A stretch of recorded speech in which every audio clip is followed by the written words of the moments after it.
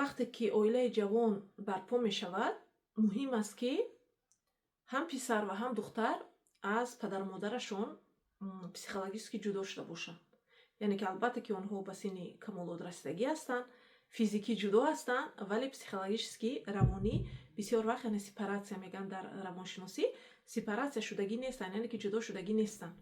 ва вақте ки духтар хонаи шавҳар мебиёяд, бисёр вақтҳо ҳамон феълу рафторои кӯдакӣ дорад, ҳамон хел корҳои на он қадар хуб анҷом медиҳад, бисёр вақтҳо зиқ мекунад аъзояни хонаро, мехоҳад ки тез ба хонаи падару модараш равад, ягон чӣ гӯянд зуд қаҳр мекунад, мисли як рафтори кӯдакона дорад ва ин яъне ба зиндагии онҳо хеле як мушкилои зиёд мебиёрад. ва вақте ки агар писар ҳам ҳамин хел психологически сепаратсия аз модараш шудагӣ набошад, ваям ҳамин хел рафтор мекунад, ба ҳар як проблем ки байни ваю занаш шуд, ҳатман модарашро хабардор мекунад, ҳатто аз ҷойгоҳ хобкуниш, ҳатто ҳамаи чизе ки дар байни як зану шавҳар аст, тамоми аъзои хонавода хабардор мешаванд, модараш ҳатман хабардор мешавад.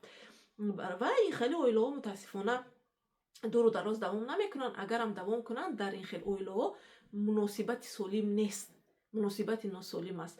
бисёр вақтҳо чунин мардо вақте ки мебиёянд ба муҳоҷирати меҳнатӣ кор мекунанд, пул равон кардан, он занҳое ки ҳамин хел гӯем психологически сепаратсия шудагӣ нестанд, ҳамашам хонаи падару модарашон мекашанд, яъне ҳатто ба он фарзандошонам дуруст намекунанд. яъне ҳам як чӣ шуд медаванд хонаи падару модар, ҷияну ҳамин холаву ҳама ҳаминора гӯем ки таъмин мекунанд, ҳам пулҳои шавҳарро дар ҳама расход мекунанд. ин шавҳари бечора дар муҳоҷират кор мекунад, вақте ки бармегардад ки як ду-се моҳ дам гирад, пул нест дар хона ва боз маҷбур мешавад ки биёяд. вақте ки мард ҳамин хел масалан сепаратсия шудагӣ набошад, вақте ки дар муҳоҷират аст, ба модараш занг мезанад, ба тамоми аъзои оилааш занг мезанад, ба занаш занг намезанад, зангам зад, гап дуруст гап намезанад, яъне ба занаш агар ягон чӣ дар кор шавад, яъне ҳазор чӣ расход дорад зан, яъне чизҳои занона, вай ҳатман ба бародараш медиҳад пул ки харида биёр барои зани ман ё ки ба модараш.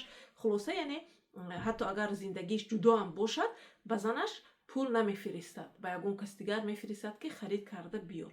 яъне анам хел мушкилиёт дар муносибатҳо пайдо мешаванд.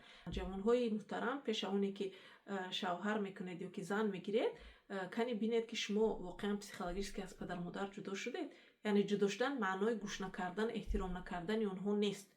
ин маънои он аст ки шумо масъулият мегиред ки як оилаи нав сохтед, рӯи ин муносибатҳо кор кунед ва ин оила барои шумо ҳамчун як қалъае бошад ки маҳкам бошад. бояд дигар нафарҳо ба ин оила дахолат накунанд ва дар ин оила ҳамеша ишқу муҳаббат бошад, якдигарфаҳмӣ бошад.